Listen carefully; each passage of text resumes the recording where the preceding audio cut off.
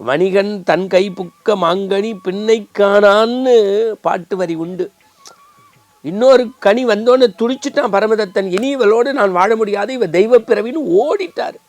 அதற்கு பிறகு மறுமணம் செய்து கொண்டு பிள்ளை பேரை பெற்று அந்த குழந்தைக்கு புனிதவதி என்று வைக்கின்றார்கள். ஆனால் இதையெல்லாம் கேள்விப்பட்டு பிற்காலத்தில் தாயாரை இந்த பரமதத்தன் சந்திக்க வருகின்றார்.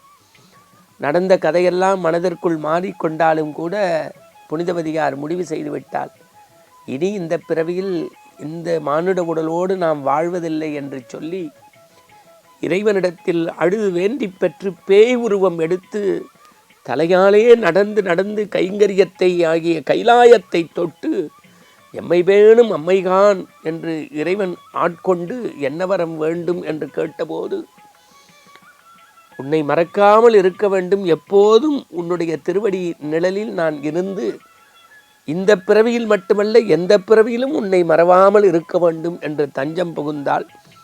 காரைக்காலுடைய மாங்கனி திருவளை போல சென்னைக்கு அருகாமையிலே திருவலங்காடு என்று ஒன்று உண்டு. அங்கே வண்டார் குழலியாக தாயார் இருக்கக்கூடிய அந்த காட்சியை பார்ப்பதற்கு 1000 ஆனந்த கண்கள் வேண்டும். எனவே காரைக்கால் அம்மையை நினைப்பதும் பேசுவதும் அந்த நெறிப்படி வாழ்வதும் ஆனந்தத்தின் பேரானந்தம்.